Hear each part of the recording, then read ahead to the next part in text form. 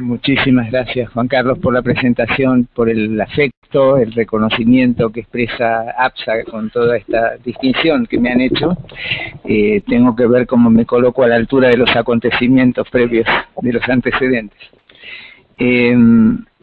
Estaremos un poco apretados hoy, no fue tan grande el salón para la gente que vino, pero bueno, vamos a pedirle disculpas a la gente que va a estar de pie. Trataré de llegar hasta el fondo del salón. ¿Hay algún lugar?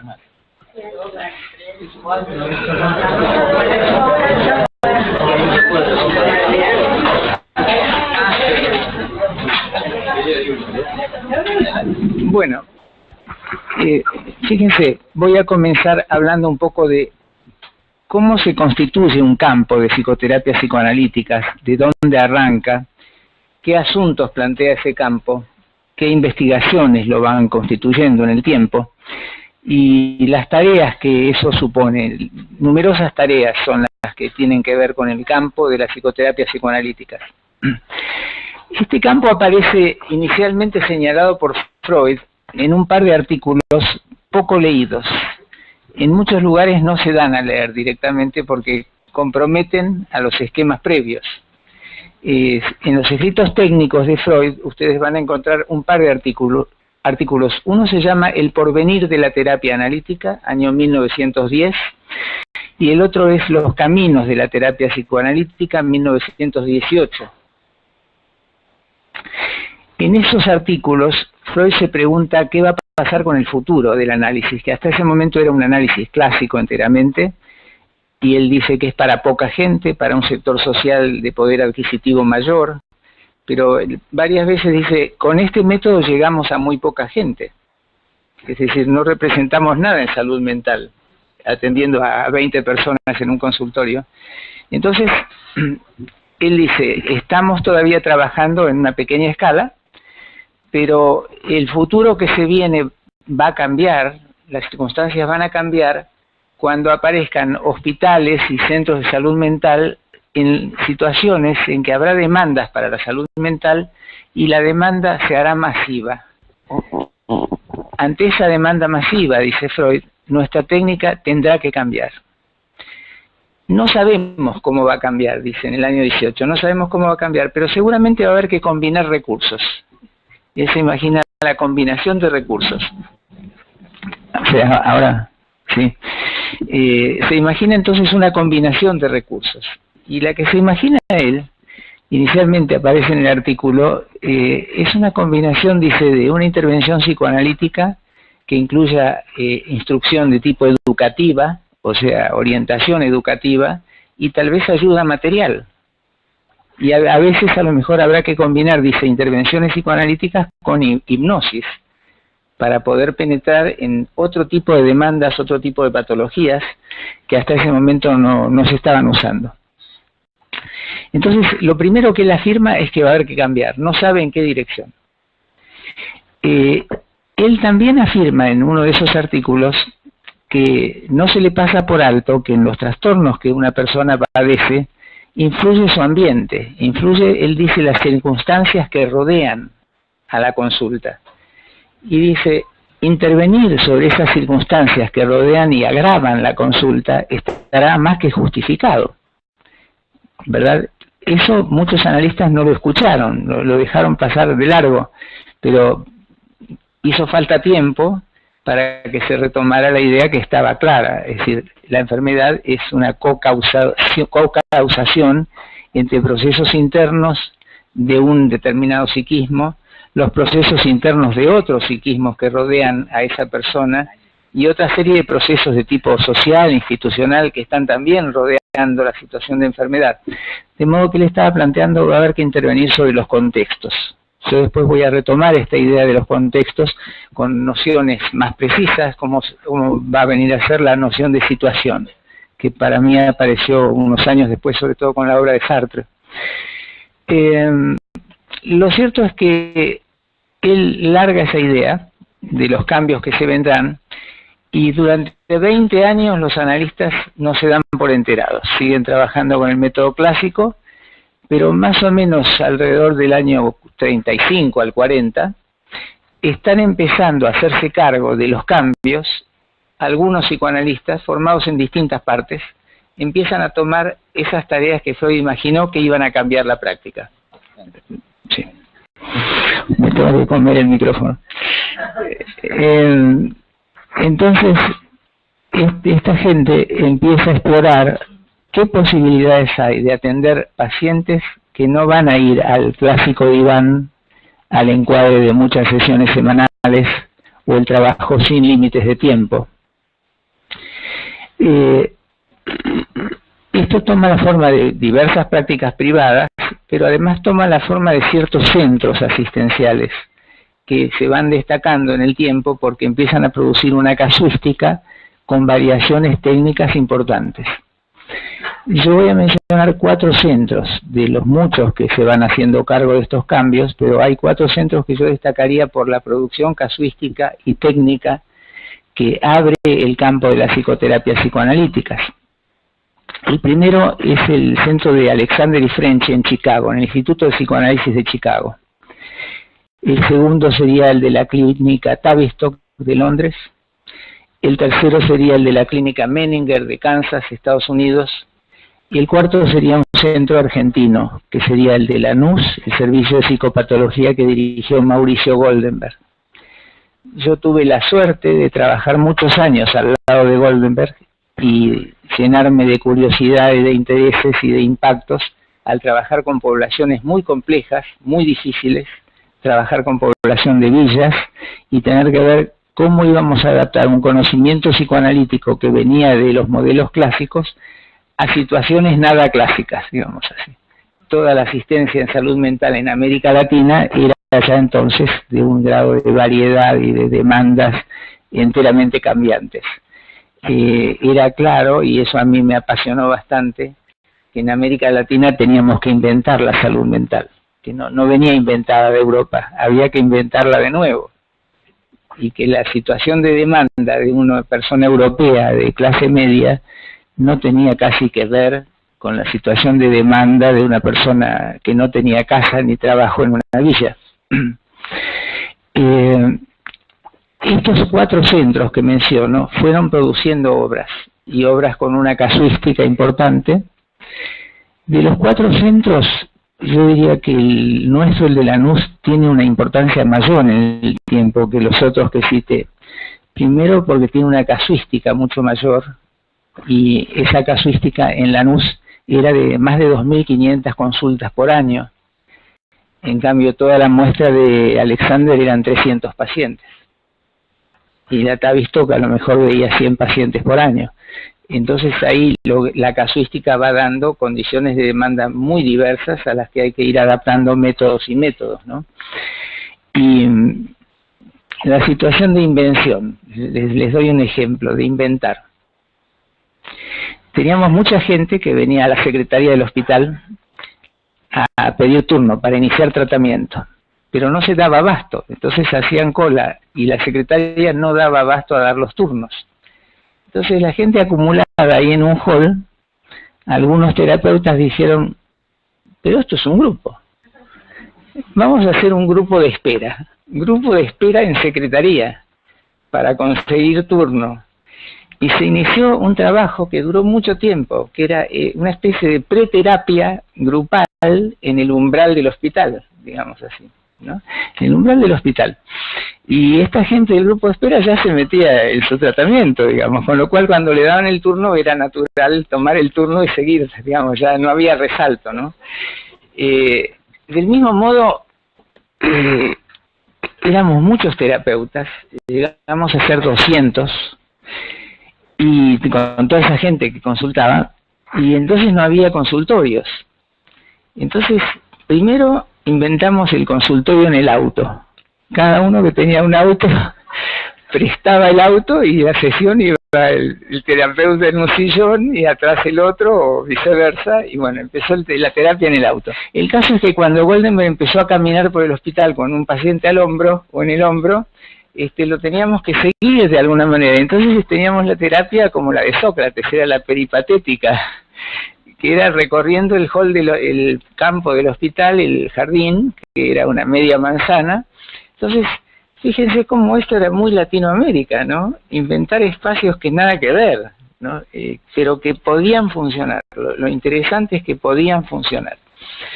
Y del mismo modo se fueron inventando así otras cosas. Por ejemplo, ¿qué hacer con la gente que terminaba un tratamiento, pero que quería tener alguna relación de pertenencia con el hospital? Alguna gente internada que quería continuar. Y entonces se inventó un club de expacientes. El club de expacientes se reunía una vez por semana y veían una película o jugaban al truco, y ese club duró muchos años. Se llamó Club Amanecer, duró muchos años, y a mucha gente le significaba una especie de club social con otros pares, donde iban compartiendo la experiencia de haberse tratado allí, ¿no? Que han sido, bueno, experiencias de socialización. Goldenberg tuvo otra salida de inventivas para la zona, que fue, él hablaba mucho con las sociedades de fomento. Y estas sociedades le dijeron que había un gran problema en Lanús con los chicos que pasaban todo el día en la calle. Entonces él pensó, a ver, ¿qué podemos hacer? ¿Qué podemos hacer? Y armemos un campeonato de fútbol. Organizó una liga de fútbol de la zona de Lanús con chicos de 15 años, y se armaron unos torneos que por muchos años armaban a los chicos de la calle de Lanús. Que eran cosas, yo digo, la inventiva que estaba desafiada, por eso que Freud llamó las nuevas demandas, ¿no? La demanda que se haría masiva, ¿no? Bueno, estos centros que yo mencioné entonces, Alexander, Tavistock, Menninger, Lanús, empiezan a desarrollar un tipo de psicoterapia de base psicoanalítica diferente a la freudiana clásica, que se dio en llamar terapia focal. La idea de foco surge espontáneamente porque lo piden los pacientes. En realidad no se le ocurrió a ningún terapeuta, sino que el paciente viene a la consulta con un problema principal. Es decir, no viene con todos los problemas de la vida en el mismo plano, en la misma jerarquía, sino que viene con un problema que jerarquiza como principal.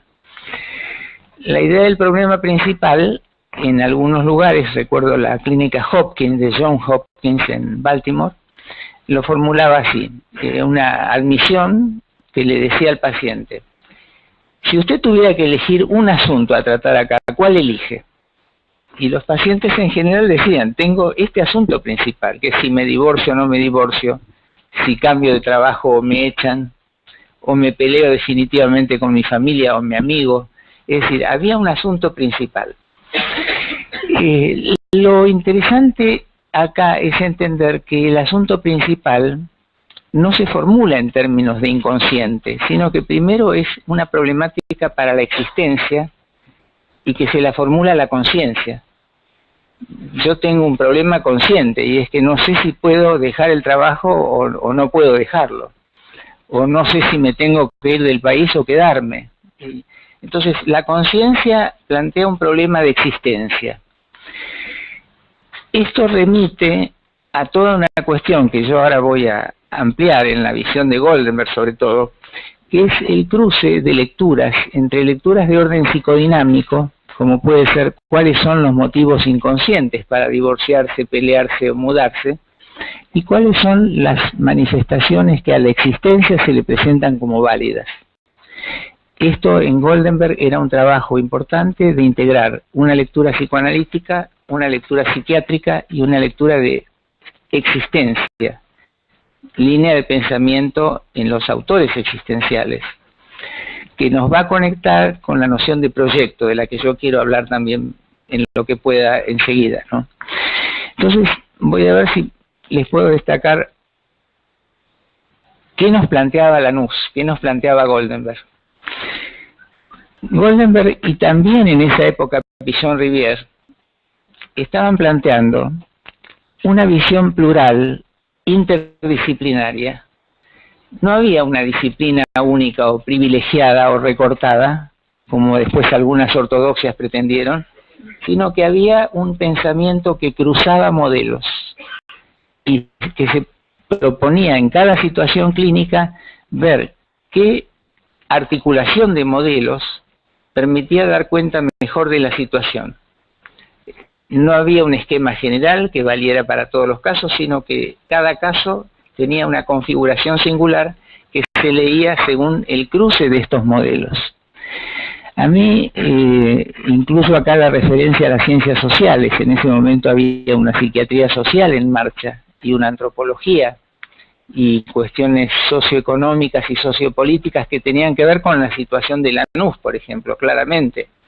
Problemas barriales, problemas gremiales, todos esos iban configurando las situaciones de demanda, rodeaban a la situación de demanda. Entonces, a mí me pareció que lo primero que Goldenberg me había transmitido de diferente es que no me traía una disciplina aislable, sino una disciplina integrada a otras.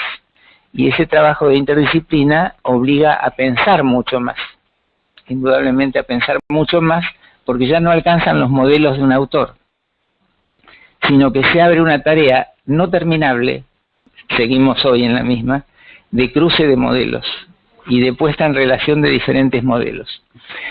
En este panorama, en aquella época, la psicología entraba por todas las puntas.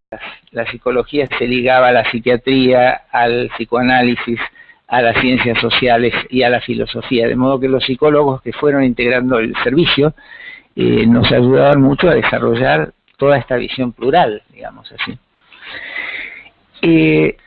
Siempre hay debates ideológicos o políticos acerca de intradisciplina versus interdisciplina. Hay un filósofo, Eugenio Trías, de Barcelona, que dice: las diferentes disciplinas disputan entre sí el poder del centro, dibujan un gráfico estrellado, pero no hay caso, el centro es siempre excéntrico. De modo que no hay disciplina que pueda tomar definitivamente el poder del centro, aunque varias lo van a disputar muy seguido, ¿no? Conocemos esas luchas acerca de quién tomó el poder, cómo lo tomó. Si tuviéramos tiempo, analizaríamos un poco la confusión que hay acerca de la toma del poder de una disciplina. Porque cuando una disciplina cree que puede tomar el poder, es porque cree que tiene un saber. Pero cuando una disciplina cree que tiene un saber, rompió una dialéctica, que es la dialéctica entre saber y no saber, que es lo esencial al pensamiento científico. El pensamiento científico sabe, pero además sabe que no sabe. Y eso es esencial en las ciencias. A mí me resultó muy formativo en una cátedra de la facultad que compartíamos con Enrique Stein en histología. Llegaba un simposio de la Fundación Geigy de Nueva York que reunía una vez al año a 10 biólogos que habían producido las 10 investigaciones más importantes del último año. 7 días en Nueva York. Una sola pregunta a 10 sabios, dígame lo que usted no sabe. Los sabios hablaban y no paraban de hablar de lo que no sabían, porque sabían. Cuando sabían lo que no sabían. Era fantástico lo que uno aprendía acerca del método del pensamiento científico. Bueno, en general las ortodoxias y las disciplinas que quieren tomar el poder niegan esta dialéctica entre saber y no saber. E ingenuamente creen que es posible agitar una bandera que dice: ya sabemos, hemos terminado de saber, y el resto no sabe nada. Ingenuidad total, es decir, hay que ignorar bastante de epistemología para creer que una disciplina terminó de saber, ¿no? Hay que ser fuertemente ignorante y tener cierta patología narcisista a flor de piel, digamos. Bueno, ¿qué ocurrió con la predicción de Freud? Que con el tiempo fueron apareciendo distintos tipos de terapias a partir de distintas demandas con un eje en los modelos freudianos. Por ejemplo, aparecen estas líneas que conté de terapias focalizadas individuales, pero aparecen también en varios centros las terapias grupales, de pareja o de familia, y las combinaciones entre trabajar con individuo y grupo, que es una combinación de una gran riqueza terapéutica. Yo la experimenté mucho tiempo y la sigo experimentando, que es cómo combinar recursos individuales con trabajo grupal. Y hablando de la respuesta a la demanda, las terapias grupales se inician en alguna medida con Bion en Londres, ante una demanda del hospital de pilotos veteranos de la Segunda Guerra, que tenían traumas de guerra muy importantes, y había una cantidad tan grande de gente dañada que no se les podía dar terapia individual. Entonces Bion inventa la sesión grupal con 20 o 30 pilotos, y empieza a trabajar lo grupal. De nuevo, la idea es que es la demanda de un sector de población, no es la idea de un intelectual que tuvo un invento suelto en su escritorio. Es la demanda social que cada vez trae un nuevo llamado para que lo encaremos y nos vemos exigidos de inventar una nueva respuesta. Unos 5 años después de esto, con Pillon-Rivière en Argentina y Elliott Jack en Londres, comienzan las terapias institucionales también. Los abordajes institucionales que abren un camino, también pensable en términos freudianos en cierto sentido, y en otros sentidos con las ciencias sociales, con la antropología, etcétera.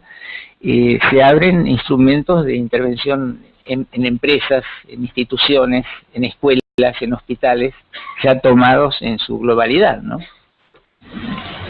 Había un cierto debate durante mucho tiempo en psicoanálisis acerca de si estas terapias seguían siendo análisis o ya no eran análisis.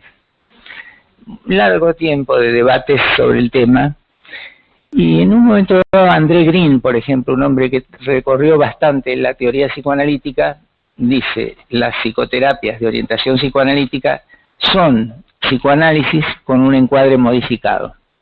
Es un primer intento de darle ingreso a estas terapias al campo del mundo freudiano, digamos así. Pero yo tengo la impresión de que estas terapias no solo modifican el encuadre, sino que se modifican los objetivos, la estrategia, los procesos, el vínculo terapéutico, las actitudes del analista. Todo, con respecto a lo clásico, todo va cambiando e introduce algo que yo diría es otro psicoanálisis, un psicoanálisis actualizado y que incluye más variables. Yo creo que la diferencia entre un psicoanálisis clásico y cualquiera de las formas que estoy citando de psicoterapias psicoanalíticas es que las psicoterapias psicoanalíticas trabajan con más variables. Desde el punto de vista de lo que se podía mover como proceso, el analista clásico estaba en un rol demasiado pasivizado. Y las terapias psicoanalíticas, en cambio, le dan al terapeuta la posibilidad de un rol más activo. Esto lo había destacado ya Alexander. El rol más activo, que suponía que el terapeuta dialogaba más con el paciente, que podía introducir variaciones del encuadre para regular intensidades de la relación transferencial. Es decir, un terapeuta que iba ayudando a producir procesos, no solamente a nombrar lo que pasaba, sino que era un coproductor de procesos.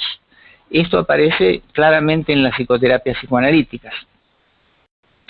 Fue lo que a mí me fue entusiasmando más de estas modalidades, la posibilidad de jugar con otra energética desde el terapeuta y otra coparticipación, ¿no?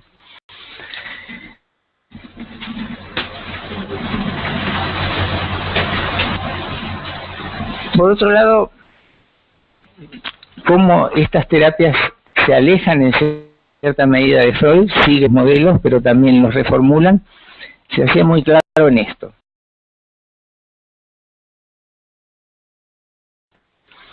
Freud, en Análisis Terminable e Interminable, dice que para poder analizar a un paciente es muy importante que el paciente no tenga ninguna preocupación importante sobre el presente. Porque entonces, si el presente no le importa tanto, él lo que va a buscar es el pasado influyendo en ese presente. Entonces dice, si el paciente está muy preocupado por el presente, el análisis no puede trabajar, porque el pasado le importa menos que el presente al paciente. Bueno, esa formulación de Freud le cerraba al psicoanálisis todo el campo del trabajo en crisis, por ejemplo.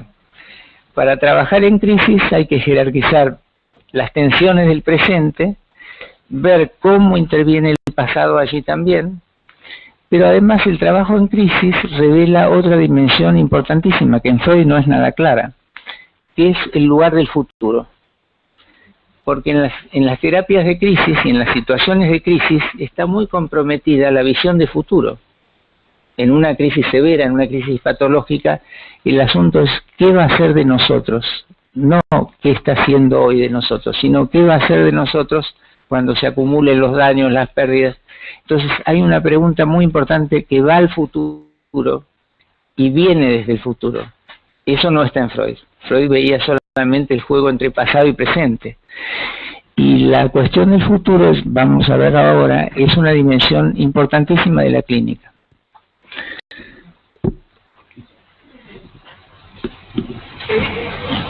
Uno atrás, ahí.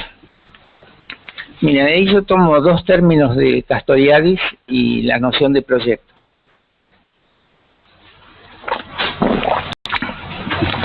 Castoriadis es un psicoanalista griego, se radicó en Francia y es un extraordinario filósofo y psicoanalista clínico bastante adiestrado. Y él fue trabajando con ambas disciplinas, con la filosofía y el psicoanálisis. Él tiene un libro pequeño de nueva visión que se llama El psicoanálisis, proyecto y elucidación, donde él va a acentuar la idea de que la situación terapéutica comporta siempre una dimensión de proyecto. Él traza una línea, toma las raíces griegas y dice que toda situación terapéutica, en principio, tiende intencionalmente un arco que va de un patos, que puede ser una patología, un sufrimiento sintomático, una crisis, que va a un polo de poiesis, que quiere decir creación, ¿no? Entonces, se parte de una situación de padecimiento, pero se apunta a una creación. ¿Creación de qué? Uno diría, en los términos más amplios, a tomar el padecimiento y crearle alternativas. Crear o desarrollar otras perspectivas que no estaban presentes. Él en su tratado, Castoriadis dice, el paciente viene a un tratamiento para ver si puede constituirse como sujeto, con la idea de que la enfermedad lo tenía disuelto o atado como sujeto, o tachado como sujeto, o barrado, como dicen los lacanianos. Pero estaba en alguna medida el sujeto disuelto o desaparecido, en afanisis, dicen también, disolución. Y el proyecto terapéutico sería el proyecto de trabajar para recuperar cierta autonomía de sujeto, cierta y relativa autonomía de sujeto. Esto le otorga a la situación terapéutica, cuando nos ponemos en marcha en la consulta, le otorga una dimensión de proyecto. Proyecto quiere decir proyecto, lanzar adelante.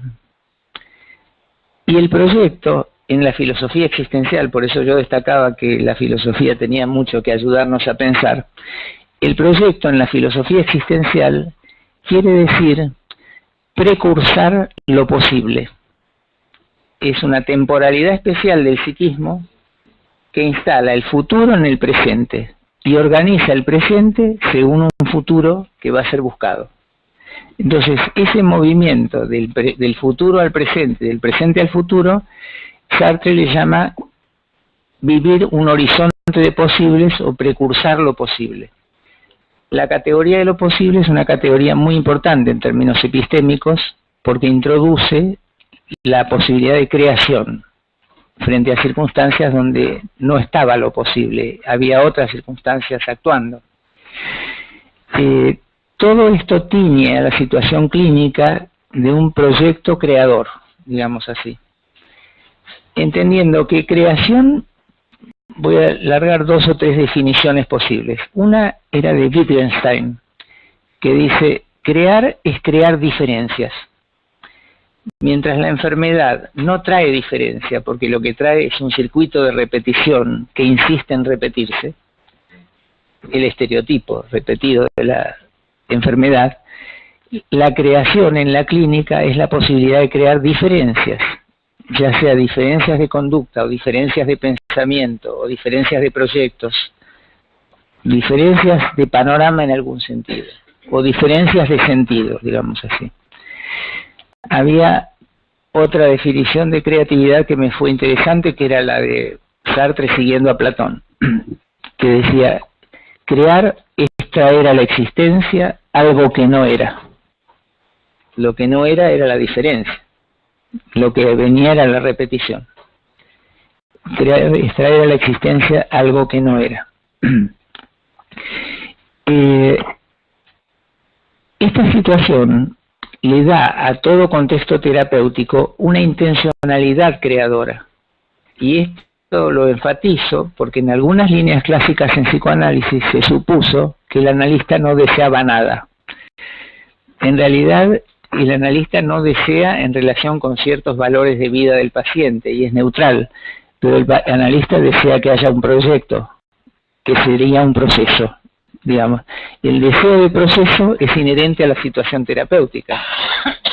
Luego no desearemos en relación a otros valores, a otros objetivos de vida, tendremos neutralidades en otros puntos.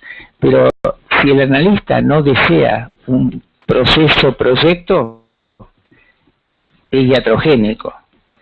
Está teniendo la situación terapéutica de nada.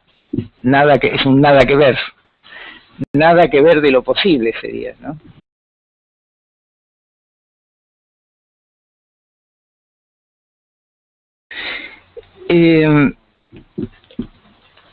Acá estoy entrando en el problema de las prácticas, entonces, que es así, en el mismo esquema de Castoriadis, tenemos un eje vertical que va del padecimiento o enfermedad a la creación de alternativas, y en un eje horizontal lo que va de una tecné, que sería una teoría de la técnica, una teoría de las acciones prácticas que debiéramos encarar, a una praxis, que es ya la práctica misma, es la puesta en acción, ¿no?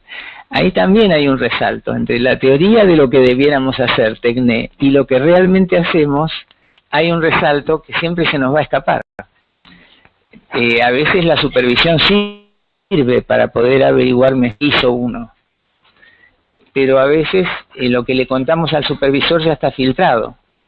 Y entonces parte de lo que pasó, si justo le dimos un beso al paciente o algo, no lo llevamos a la supervisión. Bueno, lo cierto es que este tema sería un tema importante, grande para tratar, que es el tema de la relación entre teoría y prácticas. Es un tema epistémico muy grande, de gran envergadura. Bueno, voy a sacrificar un minuto por Kant. Porque Kant planteó el tema de la diferencia entre la teoría, que le llamó la razón pura, y la práctica, que le llamó la razón práctica. Entonces él dice, la teoría busca conceptos coherentes, la práctica busca acciones eficaces. Y entre conceptos coherentes y acciones eficaces tenemos unos resaltos bárbaros. No es un continuo, no hay armonía, no se sintetiza fácil coherencia conceptual con eficacia práctica, digamos así. La demanda que nosotros tenemos por parte de las poblaciones es eficacia práctica. Después nosotros haremos la teoría que podamos con eso, pero lo que nos piden es alguna práctica que le sirva a la vida de la gente, ¿no? Fundamentalmente.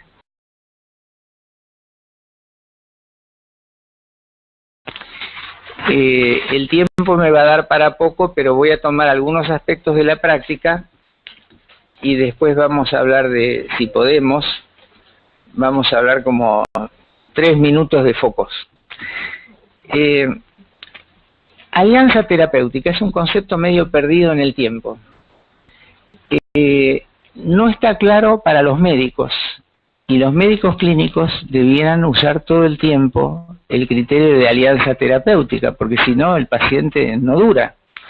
Es posible que algunos psiquiatras no lo tengan tan trabajado, entonces me pareció útil detenernos en la idea de alianza terapéutica para pensar que es una dimensión de la práctica muy importante, muy significativa.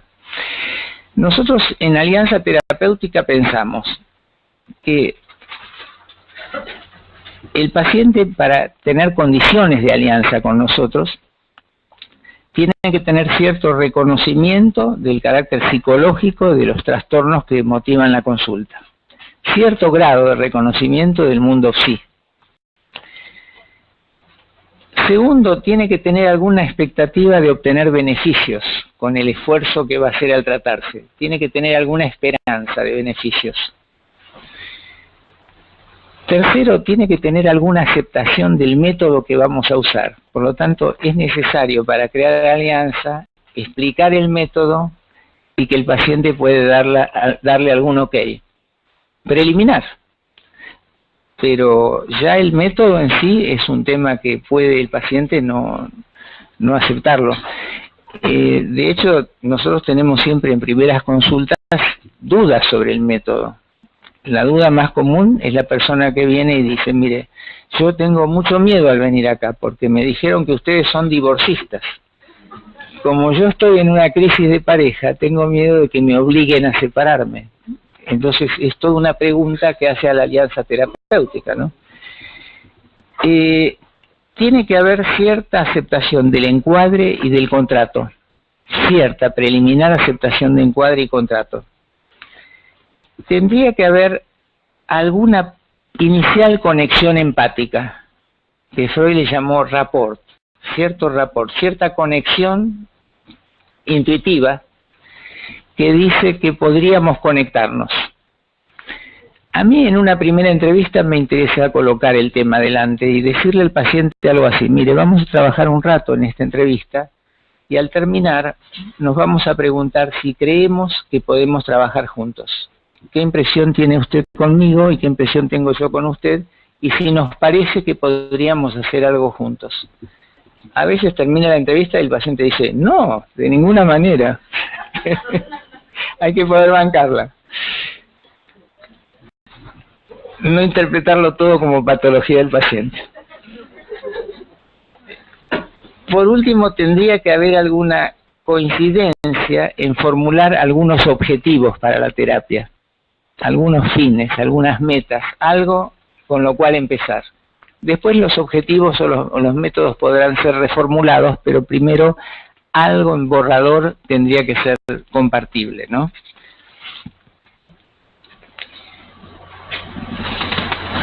Un tema fuerte es el siguiente, que en la situación de consulta, en realidad tenemos jugándose el encuentro entre dos culturas. El operador viene formado en la cultura psi, pero el consultante en principio no. Entonces tenemos una situación antropológica muy interesante, que es cómo se van a relacionar entre sí dos culturas que son diferentes, y niveles educacionales también diferentes.